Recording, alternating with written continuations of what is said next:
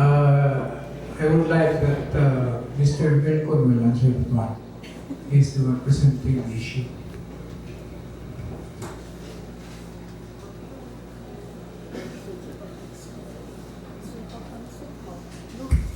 Ma'am, your question will be answered as soon as Director of Latina arrive again. Nagano lang siguro ma'am, nag-CR na for call of nature. But we will go back again once he arrives. So is there any other question or things that you would like to bring up? Sir, Yes, yes sir, you are welcome. my opinion at the back are would like to settle the E1, E2 yesterday because as we saw yesterday we have different answers. So before we go home, may we be enlightened on the answer. So your question, sir, is addressed to Director Rocamora. Sir Dure. Whoever will explain the E1, E2, the exercise.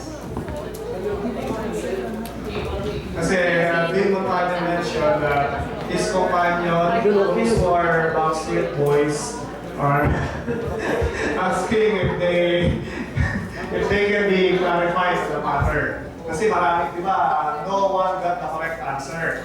Sir, so we would like to present, we would like to request the fiscal officer to present the standard answer of the A1 and A2.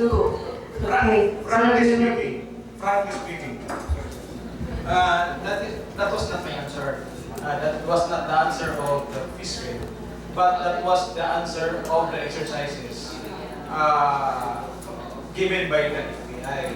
So as to the correctness of that, we presume that it is correct because that is coming from the FBI. I have shared with Dr. Tamay. Fortunately, siya lang ang nabigyan.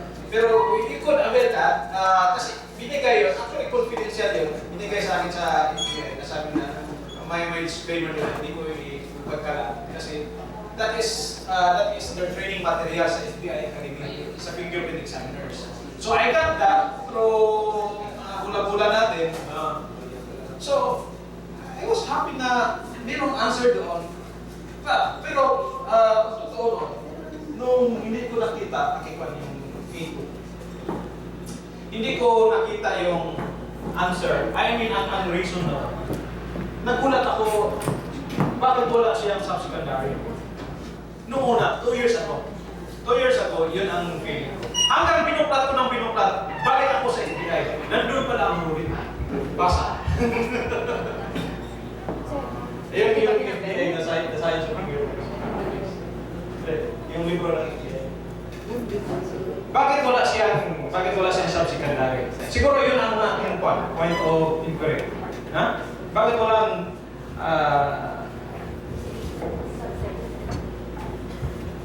yung ba sa yung dinuro ko na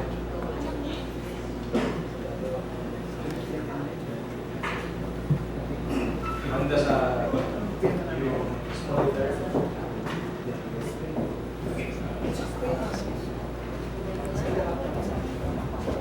Nag-research ako.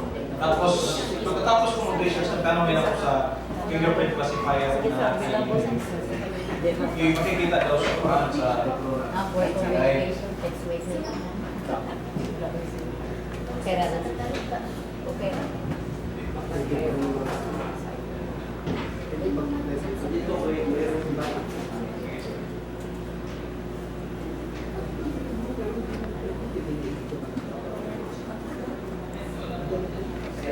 ay ito. Page 92. The small letter groups are all of vital importance to the classification system, as they are of relatively infrequent occurrence, constituting approximately 7 to 10% of all patterns. Generally speaking, since these patterns are of such rare occurrence, their very presence often enables the classifier to dispense with the usual subsecondary classification and the major division, which in the majority of cases are used in the larger campus. Ito yung basihan na. Page 92 sa itong libro na ito. Kasi yan, electronic yan. Kaya ito yung mga not so obvious na mga ruling. Hindi mo masyadong nakikita. Kasi yung mga libro ngayon, outline form na eh. Outline form. Ito kasi, inarate niya. Kaya kung masahin ko, behind this step is the justification of that answer sa ay, hindi po galing sa akin yan. I did not invent that. I got that from the internet. Kung mali mo sila, bahala sila. Ito, nandito sila pa rin ang buhay.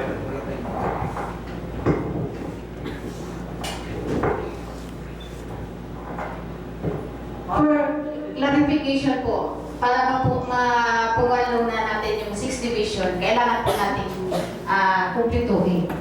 Kasi sa filing system po, hindi tayo makaka-arrange ng isang buong file kung wala po yung 6 divisions. Ano po, when it comes to filing system, napaka-importante po na present po yung 6 divisions. So, para po sa ng lahat, maaari natin kumpleto yung 6 divisions. Actually, yung sa pagtuturo ko dito, for the purpose of teaching the 6 divisions, ina-expose ko siya. Pero with a disclaimer, na sa actual filing, with the actual filing, no need for you to proceed to the subsecondary kasi itong ATR na nandito at saka dito sa FAB, seldom na na itong mangyayari, 7 to 10%.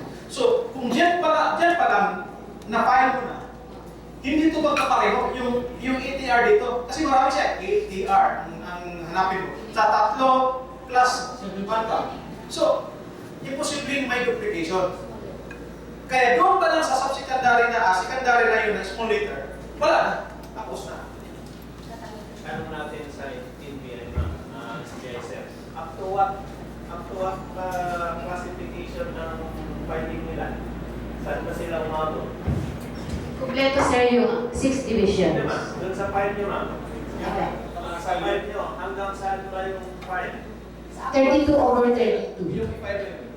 File 1 over 1 Up to to primary? up to 6, up to finals. Ma'am, yung file ma'am na available, saan ba umabot? Ang file nyo sa NBI, umabot ba sa Kompleto sir. Kompleto po. Kaya natasking mo the completeness of data. Yung data. Kunyari, nag-apply ako ng, lahat kayo nag-apply ng yung Fingerprint. fingerprint. Saan ba umabot yung file natin? Umabot na ba sa major? Umabot na ba Kompleto sir. Kompleto po. So, yung sinabi ni Sa millions po na files ng talaga kung exhaust po talaga ang 6 division. Yung para makita mo na possible na wala siyang duplication. Halimbawa, sa primary, marami magkapareho. Sa secondary, ito, index, pwede magkapareho. Pag dyan sa AR, sa judgment mo. Okay sir. When it comes to small letters, konti lang po yan. Yes. Ang karamihan po sa small letter ay nasa primary na 1 over 1. Maraming small letters po yan. When it comes to arches and dented arches. Kung halimbawa, i-search mo ito ma'am, aabot ka ba? Kasi ng ER, yun, hanapin mo kung magkapareho ba. Nung hindi magkapareho, pupunta ka ba sa secondary? Kung AR po, hanggang AR na lang. Yun ang kwento na. Yun ang kwento ni Kikay. Na sa classification, hindi na kailangan pupunta sa, kasi ER pa lang, wala naman kapareho. Because of, yun yung directive. yun yung tinasabi ko sir, saan ba umabot ng file nila? Yan, actual na yan. Saan ba umabot ng file ng NBI? Yung sa, yun ang Parang subsecondary lang ata eh. Depende kasi yan sa 10. Makihirap na ako. Okay, sige po. Kasi dyan sa classification, dyan lang po naman tayo nagkakatalog pag may small letter na eh. Pagka po walang small letter, pan tayo sa FBI. Align tayo sa FBI. Doon po tayo nagkakaiba pag may small letter na. Doon po tayo medyo na separate from the FBI rulings ng classification. So, in terms of defining and sequencing, pagka po walang small letter, pwede kayong umabot sa hanggang K. Pwede kayong umabot hanggang K. Minsan pa nga po, nakakapareho hanggang K. So, minsan sa name na, pumapatak yun ng pagpapiling. So, pagka doon po may mga small letter na, so, diyan po yung sabi ni Sir Jury, no? Doon pa lang po magkakatalo na, hindi ka nadarating sa subsecondary. Marami pong combination niya. Kung makikita niyo yung book ng yung Designs of Fingerprint, doon sa last page, nandun po yung yung combination sequence. So, to answer my question, umabot po yung file ng NBI sa Yes, umaabot po yun. Lalo na pagka nga po walang small letter. Yun yung tinatanong ko, ma'am, kung saan ba umabot? Kasi di ba sa filing, magsisimula din po tayo sa kung paano tayo mag-locking or mag-classify. So we always start on the primary, second denominator. Primary Yes. denominator. So pag parehas, taas ka, tapos secondary. Pagdating po sa secondary, may small letter na sa left side at may small letter na sa right side. So may rulings din po yun ng pag-filing and sequencing. Kaya ang requirements doon, dapat marunong ka talaga mag-classify para mas madaling mag-file. Ganun po. What's your question? Did you want to answer? Answer na, umabot sa case. That's the answer. So there is this suspended question earlier by our chemist. This question is addressed to Director Namina. Ma'am, can you repeat your question? In this seminar workshop, we come up with a list of suggestions, recommendations, and come up with a declaration in terms of fingerprinting classification. Now, what if there are sectors that do not agree on the declaration? Yes, sir. We are actually expecting it. But right now, I am not yet convinced na sila ma'am will abide with our declaration. We can always expect people disagreeing, but we cannot be influenced by the disagreement, because after all, we are relying on more reliable source. That is the FBI. And then we are not deviating anything. We are not creating something new. We simply make a declaration that it is high time now na doon tayo mag-base. Because before, the significance of this declaration is that before, everybody is silent. Ano bang ginagamit natin? Because of that silence, that created so much confusion. Basahin mo lang ang libro dyan, ma'am. I read 3 books. Grabe. Iba-iba ang istorya nila sa classification. So, if we do not start now, setting the standard, magka-problema tayo more in the future. At saka, may nabasa si Sir Jury, na-relate niya. May secondary classification, small letter group, na may big dash at saka small dash. May big dash at saka small dash. Paano yan? Paano mo masasabi na itong dash nito ay maliit at saka ito malaki? How small is a small dash and how big is big dash?